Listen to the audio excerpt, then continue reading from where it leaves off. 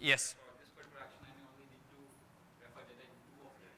So this overhead of giving all the information. So it doesn't require your application. And now, what is the application and how you use the APIs are two different things. You could have multiple components register for separate. So one component could be registered for 3 subtrees, the second one for 2 subtrees, second one for 2 subtrees.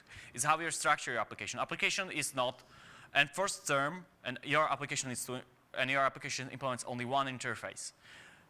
Actually, doing that way, you could actually scale your application better because, for example, you could have a listener per switch, which can run on different nodes. And you actually shard it and you spread your application workload across the nodes. So, thinking about talking about the OpenDaylight, it's not standalone process which is running on single node. You cannot view the SDN applications as Android applications. SDN application may be spanning multiple nodes, spanning multiple different components running on these nodes. That the same way how the the same way how actually the final consumers of the SDN thinks of the application. If you think about the data center, how you structure your application, which is, for example, not Facebook, something smaller than Facebook. So you have a web tier. So part of your application runs in the database services. You have a front-end tier, you have the load balancer, and that all together puts your application. And that similar pattern applies also to OpenDaylight application. A lot of small components which could be then scaled differently, run differently, and are interconnected via NDSL or other common technologies which we will use for that. So application is much more abstract term than concrete term in the code.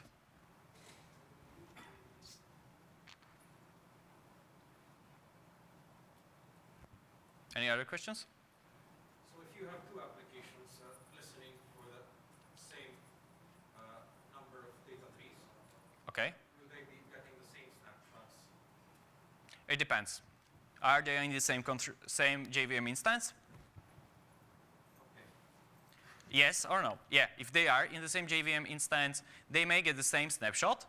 If that's, for example, initial snapshot and the processing time is, and both finish their work before new change occurred, we can use the same snapshot. Okay, so it's good to watch out for those. I mean, to be careful for those instances. Okay. So yeah, it depends. That applications may have their own pace how they are processing the data, and they may see they may actually see different state of the system at various points in time if they didn't catch up. But that will affect only the data which they are producing. So given that we have an exclusive writer, for example, if we started doing the exclusive writer thingy, actually that is not a problem because we have the topology information that these two applications are not writing to the same subtree. And actually, the application are stating what they are writing and what they are listening to, gives you a topology how data flow through the system. So you can figure out if they need to be synchronized or these are unrelated views of the same thing. So small inconsistencies are allowed. And for listening. Yeah.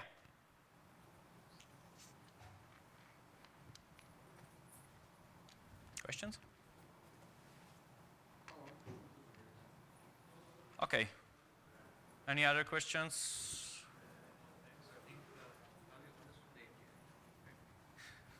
Now we understand the concepts behind it? Yeah, that. Or the ideas behind it? That's fine. Do you have a problem with that? Which one? I have binding on my laptop, not yet finished. Question there. Just one comment, I guess. A lot of people were questioning, the fact that you're getting rid of the read, and AT&T pointed out that backward compatibility is key for them to use this stuff, right? So you have a workaround. Why not just keep the old API for read and use your workaround? So actually, what I was thinking, and that's a bit how we will structure out probably our APIs from now onward is internally, I started doing this when I was deprecating all APIs. We have the package which implements all the APIs on top of new APIs. And we will maybe providing that as a application support levels. Does your application needs to use the reads? Use that package additional functionality, which will give you still the APIs you were using. So different levels of the APIs. So yeah, you could use that level of the APIs. We cannot give you these things for free. If you move to these APIs, you get this for free, but this is the cost that you don't have a read. So actually, what we are doing, we started doing that since the original start of the OpenDaylight, that we had several levels of the APIs. There are, for example, the binding level APIs. Generated Java code. So we are using it, you have a type safety. You have a lot of things. There is small overhead involved. So there is one part of the price you are paying for that. Convenience that you have type safety and to compile time. And these APIs are less powerful for some crazy transformation use cases. And there are the other APIs, which doesn't have a type safety. You need to interpret model on your own. Not that the model is rendered for you already. You need to interpret the model, but you could use that actually to have things like RESTconf. RESTconf is the application version on the second type of the API. So basically, you could work with any model you understand based on the rules you are coded to work with it. So and that's the philosophy behind the MDSAL mostly, that simple users, not simple users, simple use cases, a lot of things for free, or a lot of things, different trade-offs. And we don't want to deprecate one or the other APIs because they are built on top of each other.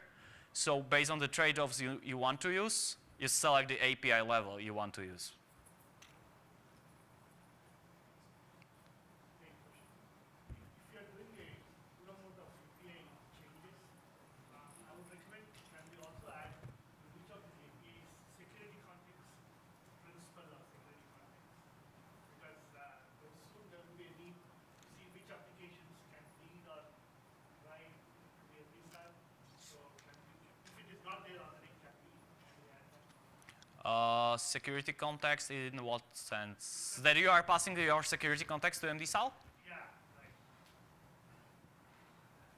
I mean, is there a particular application on the behalf of a user who is able to read or write from it? Yeah. Oh. Got access to something that is who can read or write to it. Yeah. Oh, I see. So once you have a security context and a principle, then later when you plug it to AAA, right, then after the RESTconf authorization. Yeah, so RESTconf does the authorization, you get the security context. You are using the right APIs for the MDSAL, which gets to the AAA to verify using that security context that I'm writing as a RESTconf, I'm writing on behalf of that person. Or I'm writing via IMQP on behalf of that person, so we are passing the security context, something like security context, along the way to track not only the RESTconf thing and to have a common functional, the common AAA core. But does it already exist, you're saying, or it needs to be added? No, I'm trying to understand your train of thoughts. That the whole thing is, first time when a RESTconf is done, right, you get a security context on behalf of the user. Later the application is for the application also. And then together combination of application and user both, you are reading or writing into a VSAT.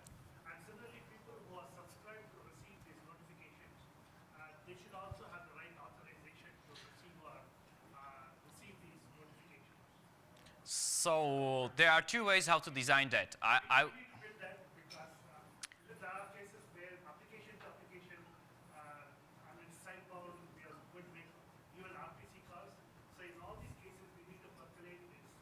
So there are two ways how to build it. The one is you get a security you are passing the security context as an argument to your calls, or the second way, which is in the APIs as a concept, there is something like provider or consumer context.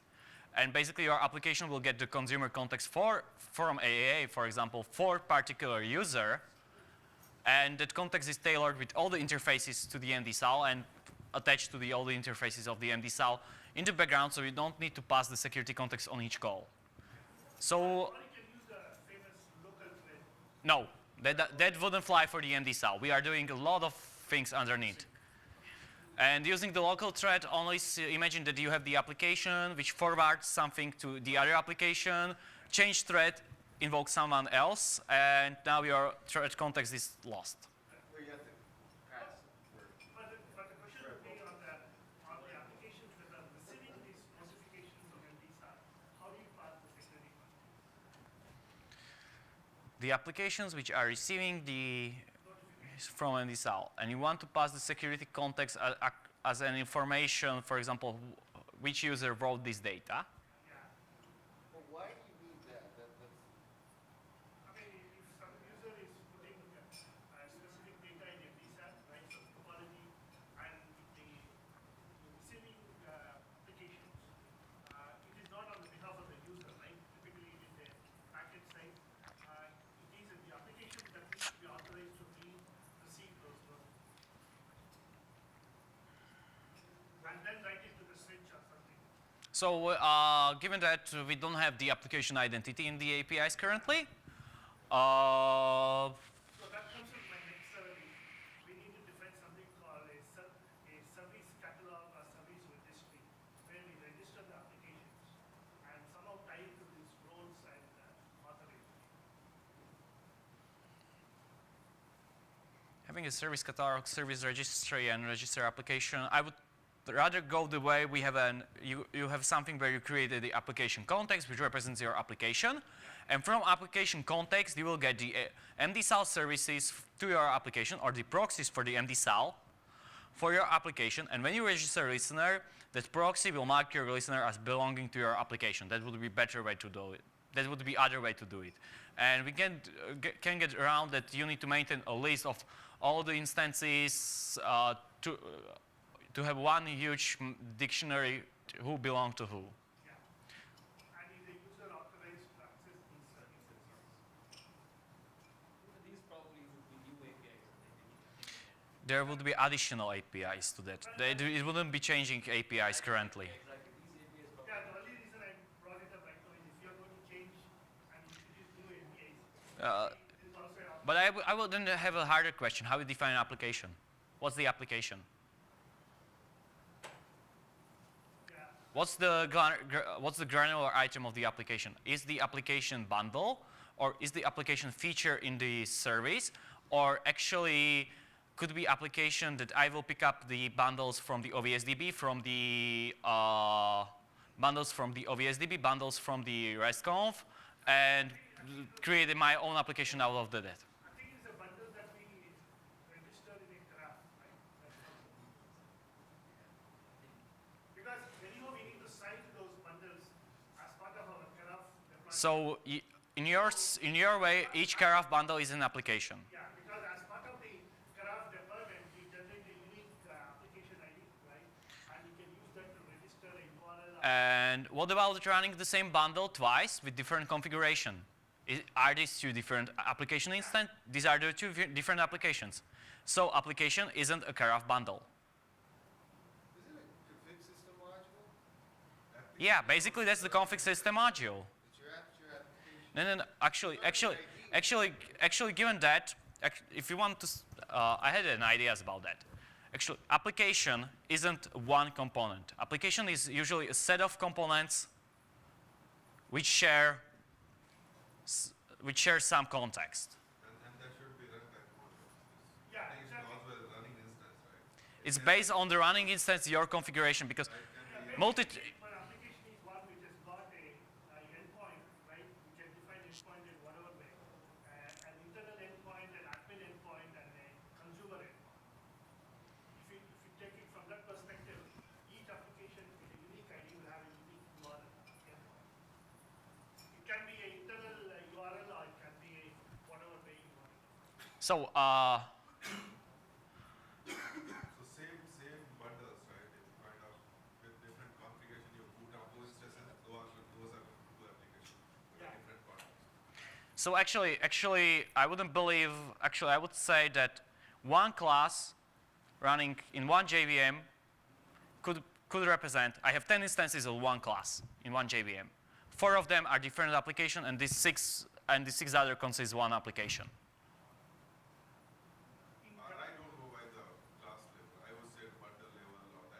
The bundle level doesn't work for me. Execution instance, right? It's a representation. It can It's a It can use many bundles, right? yeah. It can use many features.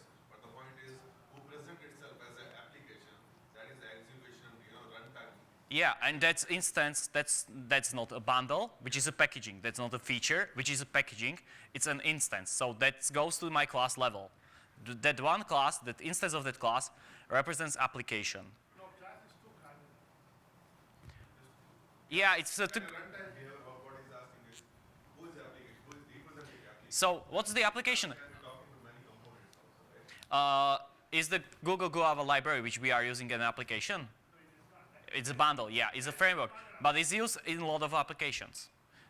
So one class or one bundle could be associated with a lot of applications. You cannot say that application is a bundle. Application is a set of wired Java instances. That's the application in that sense in which you want to apply security. If you go into the multi-tenancy, running in the same JVM, you can have two instances of the same class available to two different users. These are two different applications probably. So is it possible to say all, These are two different application instances, got it. to correct me. Yeah, another brainwave is any subscribers of MDSAT, can we call them as applications? Is it a good generalization? I don't like term application, to be honest, because application usually consists of a lot of small components registered at various points to the MD-SAL. When you are registering, so one listener, some of the application needs to register two listeners. For example, if you are doing the application, if I am designing the application which allows me to spin off multiple instances via configuration, I have one listener which listens for my configuration. That's one listener to the MD-SAL. Now, when this listener is working, I pushed my configuration, I configured 5 endpoints groups here, 5 endpoints groups here. This spin-offs, for example, 5 different listeners, which listens to particular subtrees based on their configurations. Now my application is consisting of 5 more listeners to the MD-SAL. So it's the same application but 5 listeners. Yeah. Need not. It's not easy to correlate what is the application and to Java, what Java instances. You cannot mandate that my application is one Java instance. What you could say is there is an application.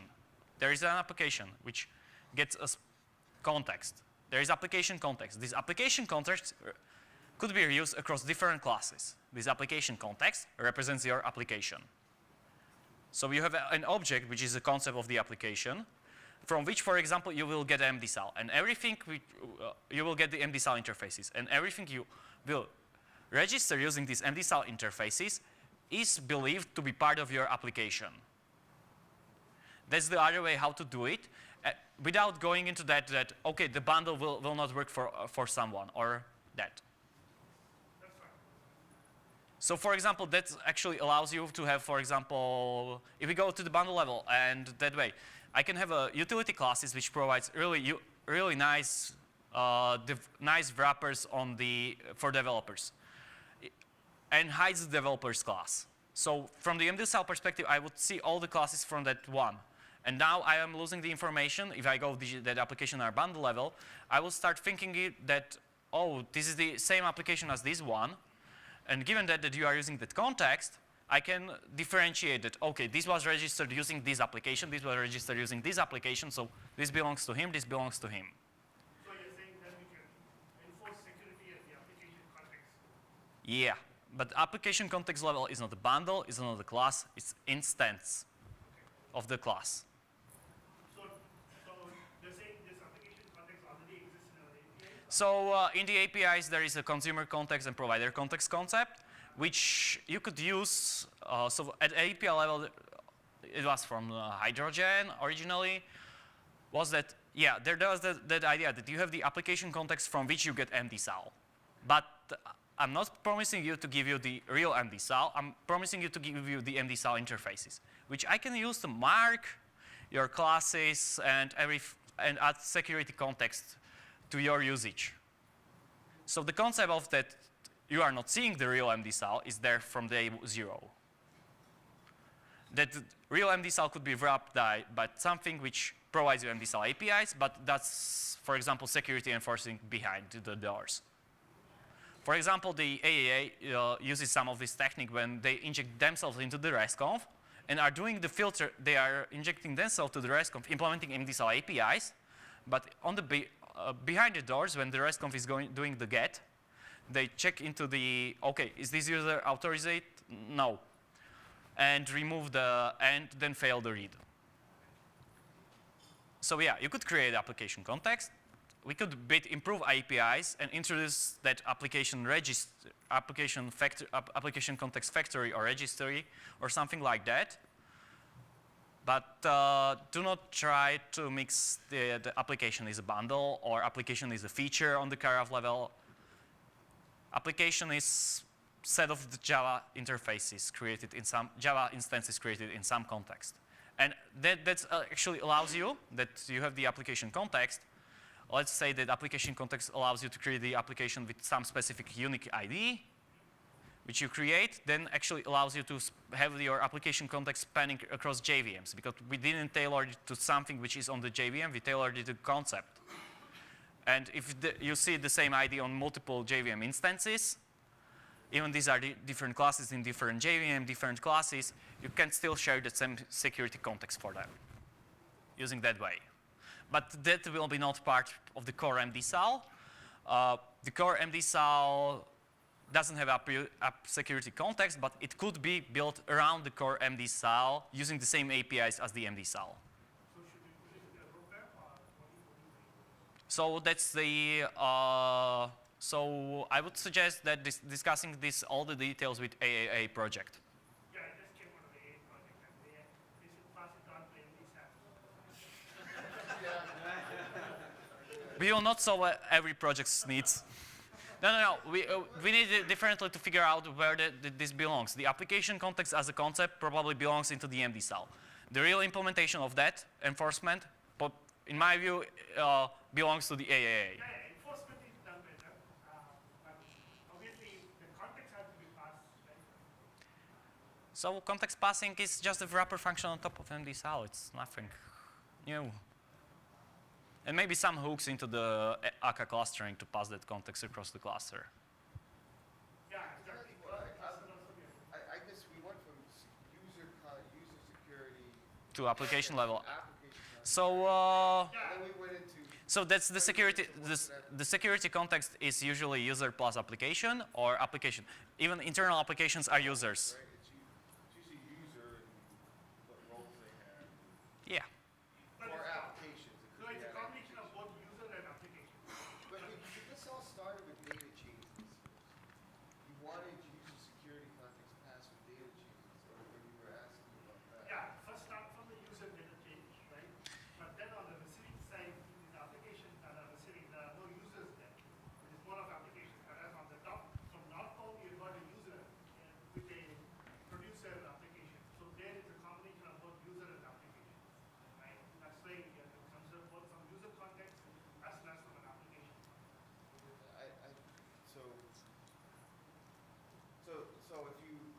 So if it started from northbound and all that, say, it's all the user information and whatever was somehow passed all the way through the system. Yeah. To the data change listener. So then you would have some contracts to say, to do policy for, or to say, oh, I need to do something based on this change. Should I do it? Yeah, and Because, oh, it's Moiz. Moiz is not allowed to do this. yeah, and authorized to set the overflows to the switches or whatever, right? On the So I would enforce that up here, then up down here. There could be internal applications which are trying to write flows. And there's a rogue application Yeah. trying to write flows. You don't want that rogue application to Yeah, I understand that, but that's still on the edge of the UMD-SAL where you have. So I wouldn't go that way that this information passed me as a data change event. I would enforce that, oh, he touched the data broker APIs, he's not allowed to write that and kill it here. Let's forget about data change listeners. I mean, this is like producing API. Right? Like data producer Yeah. It is allow. Yeah, is the data producer to write information, send this RPC, send this notification? I definitely see that in the data producer API, being able to, maybe I create a transaction, do new transaction, I can pass some user security context, yeah, but whatever it is. See, that is, In some form. yeah, that is one thing, or even in the Right. data that is stored in the nodes, the NDSAT, right? Yeah. You can say what role can use this data for what operation. So right now, when you build this tree of nodes, right, when you've got data in that, you don't have any context, security context behind it, right?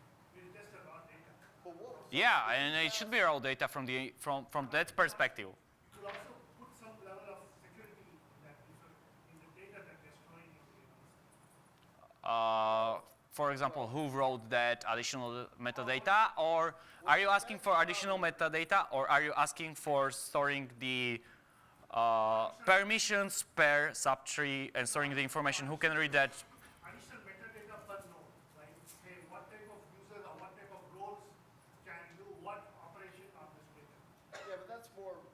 That's AAA. network. Yeah, that's AAA problem AAA to store that. handles that information. Now, when you're writing data, you can consult that. Yes. See whether you're allowed to do it. So that comes back to. So if you So that comes back to the AAA to wrap the NDSAL and do the consultation. only thing is when a user is doing a write or something, so when a user is doing an operation, we need to get that information. Yeah, into that the user API. is doing that Right, operation. They're creating a transaction, they're doing it right, and here's the user who's doing it, so that maybe you pass that off, I was thinking you pass that off to the cohort validators or something. You pass that This information. we can take care of using thread local, right? Because when you create a transaction and you do modifications, then you can get the principal from. Well, Tony, that's one way of doing it backdoor, so you don't change the APIs. No. The backdoors, no changing the API for the applications which want to do that is easy. You will say, give me MDSAL for this user. That's call. You have the something like application context. You have the security context, MDSAL factory or something. Give me MDSAL for this user. Yeah. And then you do everything using normal APIs on behalf of the user. How we track the information internally, or do we enforce things, or does the implementation enforce immediately? Is implementation detail now, and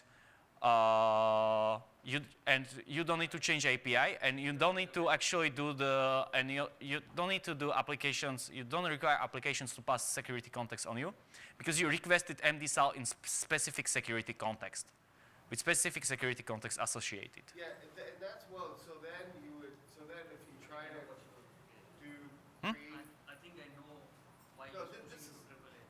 this is like the idea we talk about, clusterware, broker. Yeah, exactly. Okay, so you basically have you're getting a data broker instance which is in the context of that user. So when you do a create transaction of a producer, Everything is marked that is So- created. you could actually, or when they do a write, even on the transaction, right, with a game, you could actually have, kick that out right on the front end. Yeah, and it will never touch the backend. That RPC will be killed on the front end. It will never touch even the clustering. Right, so, and you may have, So you need to take it back to AAA. yeah, And send them to discuss that with me personally, and I will push solution on them. no, but it's an important thing though, I know it's important, but if we kind of have, No, those I'll give you requirements. an analogy, because I'm also in other open source projects like Elasticsearch, right? To give you a paradigm on the Elasticsearch side, in Elasticsearch you do all the search and build all this Yeah. index and everything, right? Till for recently there was no security model there. And then what happens is we start to say, hey, in all the search indexes, right? We want to put the security context in those search indexes such that when somebody is trying to search and when you get the search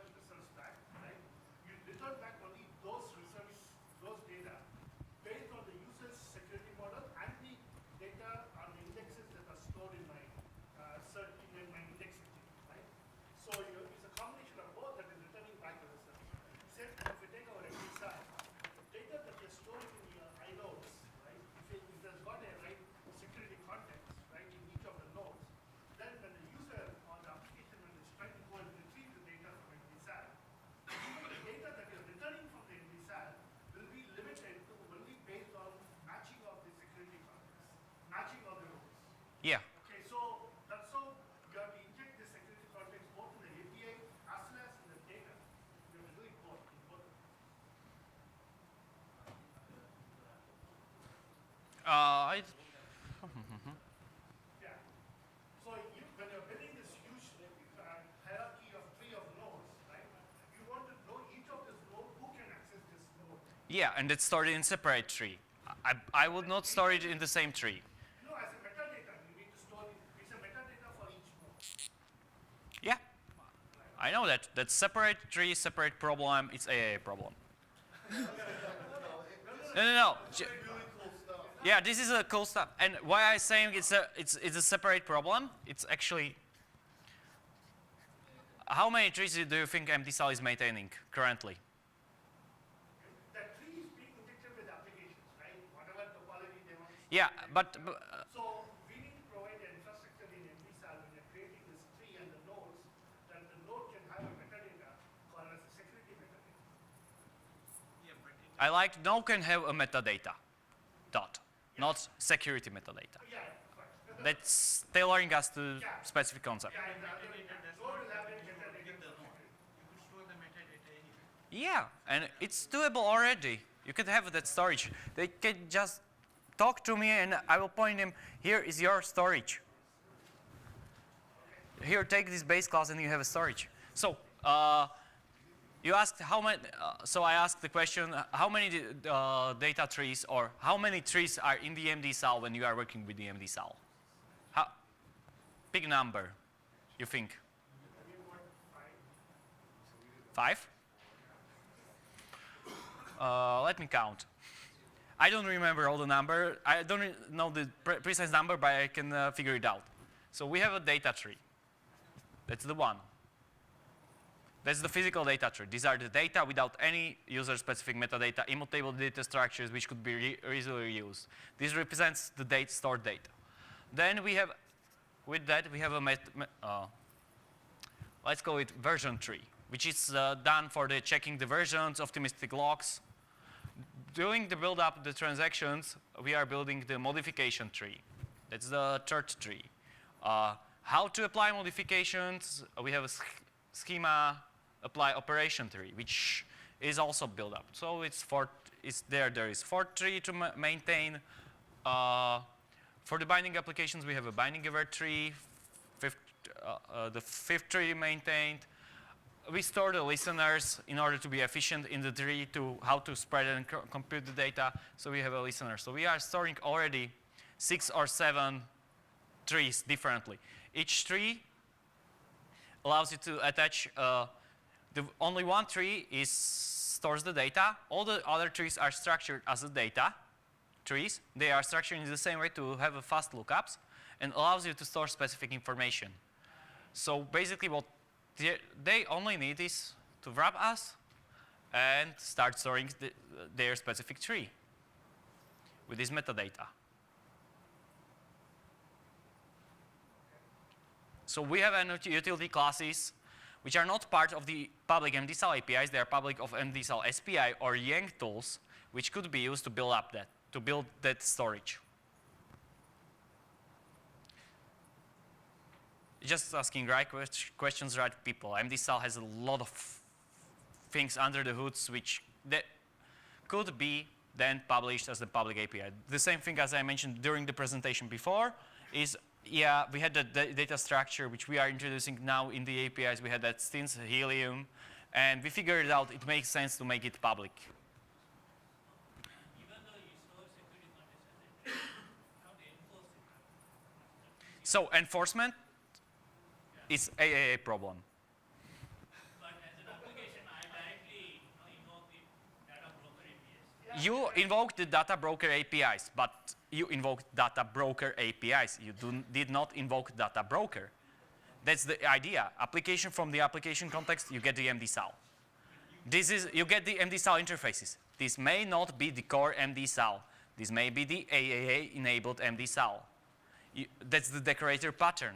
You take the core MDSAL, the fastest one, the one which doesn't do checks on the security context. You want to have that for performant applications you trust. Your performant applications you trust, the core level applications will use that one API. For applications you do not trust, you have the AAA decoration of top of MDSAL, which can provide you user-specific or application-specific MDSAL context and do the application and user-specific enforcement. There is a cost paid for that, which is that security checks, but you have that support. Users could be, and then once you start trusting that application, you will just rewire it from the AAA MDSAL to use the core MDSAL.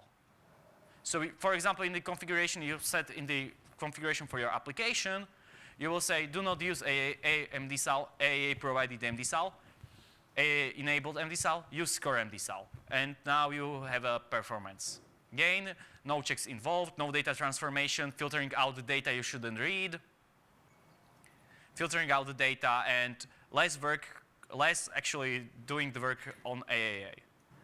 Given that layer approach and not baking that features inside directly, you could have a huge performance benefit and huge performance benefit, and the code will be actually simpler.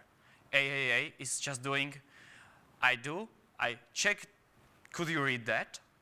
And delegate the read to the core MDSAL. That's all what you have there. Yeah, but the data that you're returning back from the stream, that also cannot be a full set, right? It has to be a subset. Yeah. So what AAA is doing is first check. Are you able to read that path? Yes, no. Then delegate the actual read to the MDSAL, and that's the code you are doing. The read is returned. Filter out everything you do not want to show. Return to the user. Oh, so you want the AAA or DSAL API to do that? That's what AAA, it's same API. That's AAA decorator on top of MDSAL. So, and now you have a really nice code which deals with that, and adds that feature. And you have the core code which does a lot of different things. You don't need to mix these two together. But is that efficient, you believe? Because if you've got a very huge tree of, say, 100,000 nodes, you're reading all the nodes and then throwing away some of the data. It is similar to the database technique, right? In database, when I want to apply any of these filtering, you go and fetch the entire data set and then throw out some of the data. So, given that, we plan to start add the filtering APIs over the time. The AAA will create a filter which represents your policy and send that out to the core MDSAL. But the core MDSAL doesn't need to do that. So you could split that into smaller functions which could be reviewed separately, and you will not need to bake that in. Because what if you in your deployment decide that, oh, this MDSAL implementation is not enforcing, or this AAA implementation is not enforcing the things I want to do, or is doing that inefficiently. You are doing the deployment. You are a deployer of that, or in your product. If we bake this into the core MDSAL, you touch our code, you need to release it under the EPL, or you basically forked MDSAL.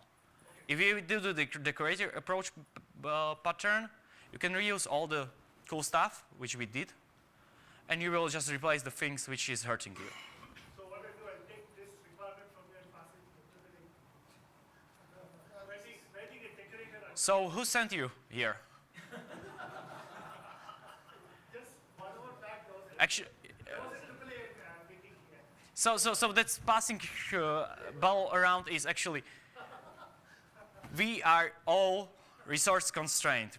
We don't have enough contributors.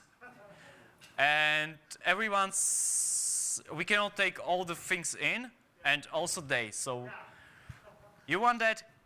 Let's help us to build that. We are open for a contribution. Yeah, we are open for the contribution. The best way how to get your feature into the OpenDaylight, the best way how to make OpenDaylight deliver features you want is to help us build them.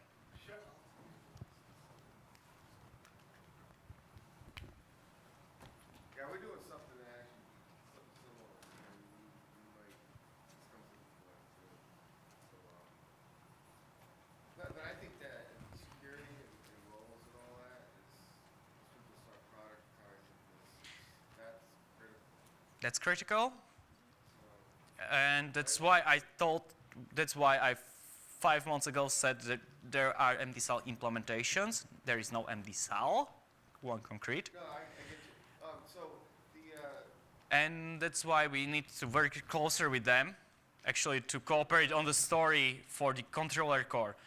And what happened actually is that AAA moved to the offset 0. Yes. So now the controller can depend on, Not the controller. well, The netconf and restconf can depend on AAA, and and AAA can export the additional APIs which will be used by the applications. Because what about what's left of the controller board? the basic wiring stuff and the clustering support, Well, this MD-Cell, or yeah, the controller could depend on the AAA. whatever. Vice versa. How you yeah, but actually it gives us a bit more place to move and navigate. It gives us more architectural space to figure out what will live. That's why we started this splitting into smaller pieces to figure out the real dependency hierarchy, which is what is built on top of what. Because for example, the AAA, and that's thing that there is a problem with AAA and MDSAL was that MDSAL could not use the AAA directly because AAA, for example, also decided to use a netconf access model to model their data and and other features which actually requires them to use the MDSAL or one of the implementations. So it's not circular dependency. If you do the decorator pattern, they are using core MDSAL to store their data, and they are wrapping it using that. So we are not depending on them, they are depending on us, but they are providing a wrapper which extends our feature set.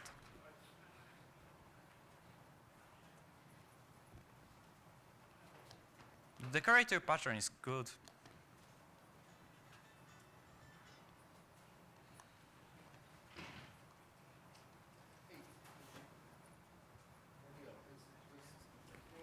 Didn't we run out of time already? Okay. So thank you all for your time and participation. A lot of cool ideas came up. Statistics manager uses rewrite transaction chain, where they may intermix reads with writes. This is what I was trying to talk about before. We're trying to discourage reads and not put any read in the API. Statistics manager. So basically, we used to use it, but we kind of got rid of it. Why don't you say it does now? Doesn't it intermix Read reads with transaction, writes? only read-only transaction, write-only transaction, right? We had those read-write transaction, and But you intermix. There may be a point where, because you use that thread, right? All you're doing is operations. You just,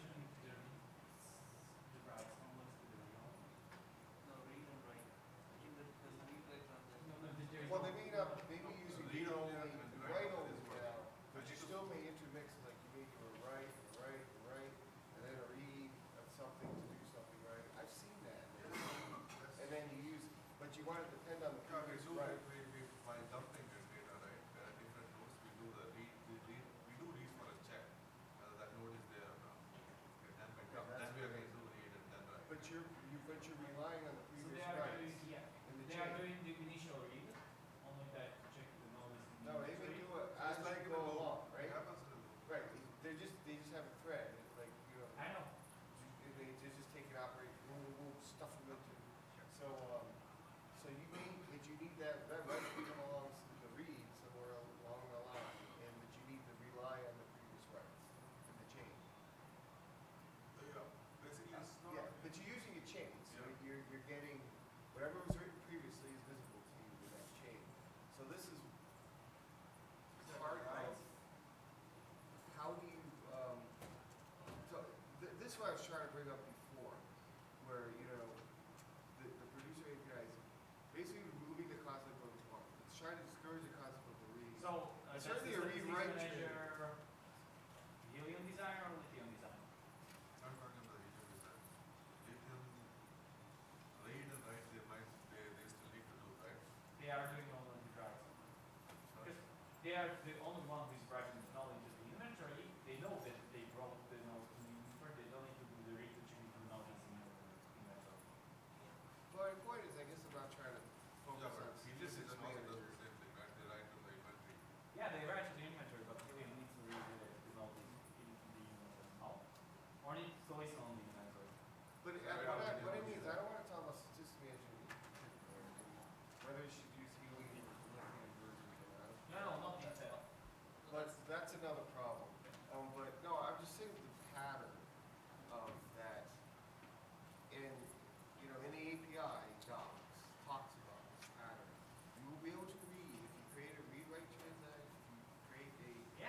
that's the API docs for the read write transaction.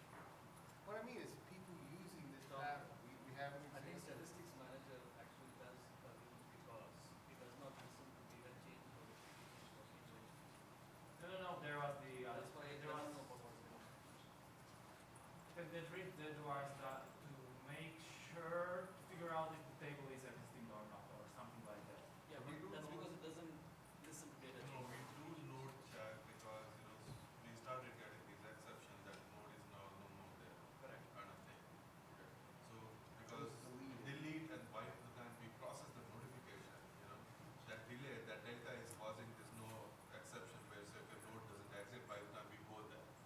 That's why we check for a node. If it exists, then we immediately write it.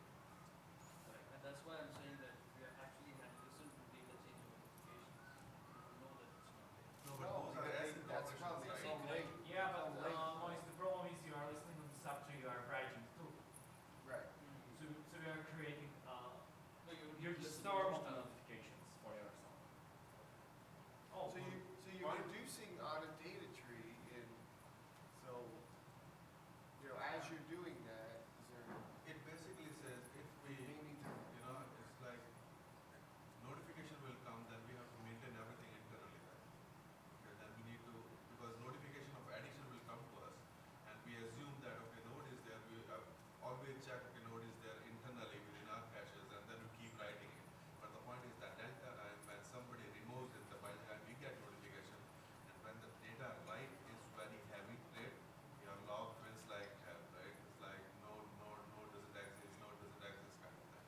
So once we get notification, we'll clean up internally if we really do that, right? Then we can stop it. But that data time is where the problem is. and it's your thread that did the delete sometime before, probably, right? So we don't. it's a problem of multiple writers you are trying to Or no, solve. somebody else, If someone else writes the notes to the Yeah, it's not inventory, about then just writes the statistics manager. statistics. It's not about the statistics manager, right? It can be multiple Yeah, applications. but usually there's a problem of having the multiple writers to the same subtree. Actually, that is the problem which is that the presence of the open false switch into the inventory is done by someone else who is writing the operational state of the open false node. So you have two components which one writes the initial node there, that because node Tkacik, and the one which is writing the statistics, which are tailored to the same switch, the same connection which represents this node, and it's it's the second writer and is not sharing the same data with this one writer here. So if you actually join these two together, you'll have just your thread which you kill once Yeah, but that way you probably can solve the problem with statistics manager. You're not solving the general problem, right? yeah, the general problem is usually similar. Yeah, but you can't really merge in all the cases, right? Statistics manager, because it's one module, we can do all the restructuring, all those things. No, but but usually the problem actually is to it's to that if you are depending on the state introduced by someone else wrote something to the data, and it is always in the control of the same data tree, and you are doing also you want to write something to the same data tree. It usually points out to the pattern that these two are probably mostly the same application, should be probably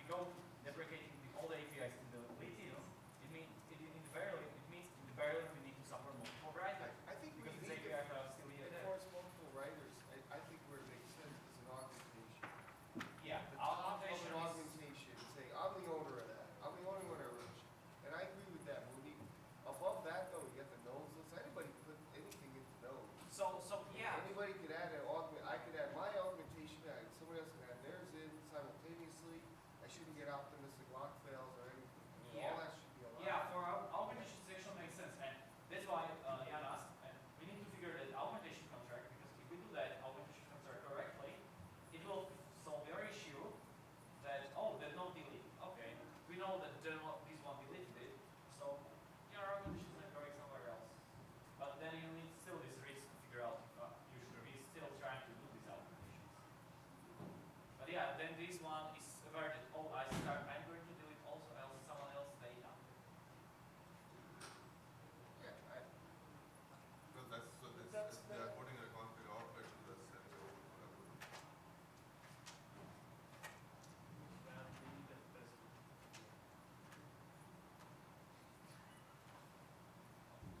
What they actually don't need is try to be present if parent present. Yeah. Otherwise, no all. Why that present, deleted present? Otherwise, no all. Yeah. Just be silent. For a statistics manager, if you are not there, we don't care. Don't trip about it. Well, what happens now? You get an exception, right? Yeah, so we Now look they at get exception, the an node is not exception. there, and then, right page, something like that. But can you ignore the exception or can you go? So that exception actually That is exception- information for you that no, it's not there. Yeah, but I don't think, it's not like, I don't think programmatically it's, like you just get a transaction commit fail exception, the text in there, you can't rely on. No, exception you text get in the code. specific exception or not. The cause might be, yeah. Yeah, because by That's where is you the want specific. it, the cause by could be. So you want to do get casual chain, throwables, get casual chain, get cause chain, and there you could find the specific exception. And if not, we can introduce the new specific exceptions which will provide additional information for your application to figure out that situation. Modified node does not exist, that might. I think that's the modified node does not. Anyway, but. Yeah, but is that exception from the Yang data API or is that exception from any style data API? Yang data. Not sure. Yeah, the binding applications doesn't import Yang data API. We need But that- to it move should that be- somewhere. It should be the cause though, or a Yeah, cause of. yeah, but and- programming But usually when you are we writing. can't, we always catch it and, just put a line saying, it fails. We are not really printing and throwing it again further. My point is, Yeah, whatever exception right. we see, it's not really propagated to me. It's like nested app, the final exception which we get, we actually master. Don't really show it. We say, okay, something went wrong with this. This node is not present to write. Your code will start looking very ugly, you start looking at all the necessary exceptions. I'm trying to understand what. Well, there's. No. Actually, there is a class throwables in Google Guava which allows you, which provides a lot of nice utilities to work with exceptions. And actually, you don't want to lose casual check the calls chain. That's one thing. But second thing is if we shouldn't revamp because that exception is probably in Yang data API. Most of the binding aware applications doesn't import Yang data API because they are binding applications. They shouldn't care about the Yang data. So it maybe needs to increase the size of the exception catalog inside the empty style to be more specific to them for cases we can detect for the application. So they can take use of better exception handling. So for example, in their case, a modified node doesn't exist. They figure out, okay, there is that this switch is not there anymore. Yeah, it's basic. I mean, basic, it doesn't exist, so you should be able to, get that Yeah. specific exception back. And maybe As a move that child- exception to, and move this to provide this kind Or of better exceptions yet, in the you API derive construct. them from the transaction commit fail. You say modified node doesn't, instead of a cause node. So that's you got optimistic water exception because in the transaction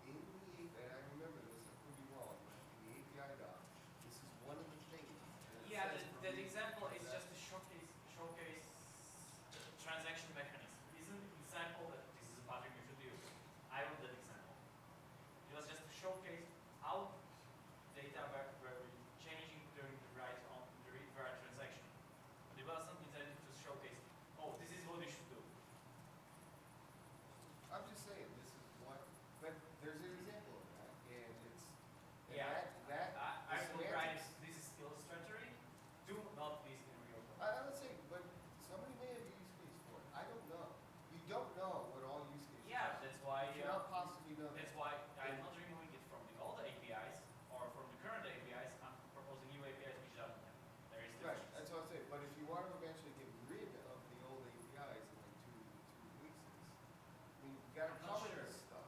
Yeah. because So with the new API, are we assuming any kind of transaction patterns there? It's not for reads, you don't do reads in this new API. So you can't I'm not intermix sure. reads And and it writes. introduces some restrictions on what you can And write, restrictions. what exactly you can write. Which is You have fine. control of only some nodes. As long as we keep the current API, just say, hey, this is the old, Well, you restrict fine, but what if some applications really need? that's what you Use don't know. you the can't- old API. You don't know, you use the old API, it's current, we should say it's Which old, means it's that current. it will never be. Yeah, it's like, It's current API. right, exactly. It's an old API. Uh, I have a feeling the current API may never get deprecated. So, I don't know. Yeah, but if Well, Maybe at that's- point there will be the maybe that- community will call for the deprecation. Maybe that's not a bad thing, because it's not wrong. It's not wrong. It's not I don't have a problem. No, I don't. Oh, I have a problem with only one, which is a freeform transaction, which allows you go everywhere.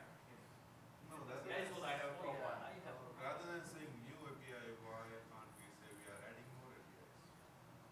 Yeah, I think. Yeah, right. So yeah, that's how we It's a call them convenient internally, because If actually you look for performance, official you have statement to is that they are the additional APIs. Yeah, these are additional Or- APIs. Old always mean to be go out, And you can mix in and the that gives a wrong impression to the people. That is where performance matters, right? Because it's Yeah, just- so Don't go you there. always call them. There is additional API which has, if you use them, you'll get a better performance or whatever it is, right? Or Because these you new cannot write- APIs are more tailored to a specific use case, like GBP use case. Yeah, so rather than calling them a old and a new, I would say additional APIs which have this restriction. Yeah, different levels of the APIs. Yeah. Practically. Yeah, so old always, when we say old, it's like, you know, in future it will go out. This is tailored towards some specific use cases to optimize it. Yeah. Not everybody's using it in that manner, you know, like the GBP manner you're pointing out. That's, you know, Not everyone, but There's probably most of other the patterns. applications are trying to have the usage implicit, not explicit. Correct. Most OpenDaylight applications in open source. in open source. In open source. That's But what many that's what people I see. I are will writing- sit in the closed source. I don't want to see the closed So, source. so, yet. so what kind Many of people patterns we are writing- assuming? Proprietary applications. Hmm? What kind of patterns we are assuming that, you know, application mostly do this thing, they don't do read much and they do write more? That's what you're saying? So, Sorry, I missed the initial part of it. No. So the assumption is there are two applications. The assumption between these applications are there are three types. Your application, or not the application, three types of small components which application may use. One is you have some external event and you are dumping data to data store. External events is statistics gathering, switch connectors. All the southbound plugin events. Southbound right? plugin. So it actually means that you maintain some local state with that southbound plugin or the external Yeah, event. yeah, I got So it. we are writing data. You don't need to do the reads because you are in control of what you are writing. So that state which you wrote is derived from something you have already. So that's why you don't need to read API. That is the case. The other case is your application is listening on something or is taking some data from the data store periodically or over the time where it changed and is dumping that to the external system. External system be it RPCs notifications or really external system. You don't need to do reads for that. To do pooling, you can use the data change events because most applications running in the controller does that periodically or does that over the time and don't need to do pooling. Because their initial event is that there is a change into the data. So that's why there is no read on the other side. There is a third category of the application, which are like GBP, which is policy rendering, or as was asked here, which is the OVSDP northbound, OVSDP neutron, where you are basically interested in the changes in the OVSDP and changes in the neutron configuration, and based on that, you write false, or do the operations. Where you are interested in changes in one or multiple subtrees, and do your action, which is going back to the data store. Okay, your state, which you are writing to the data store, is constructed from the events you already received, so you don't need a read in order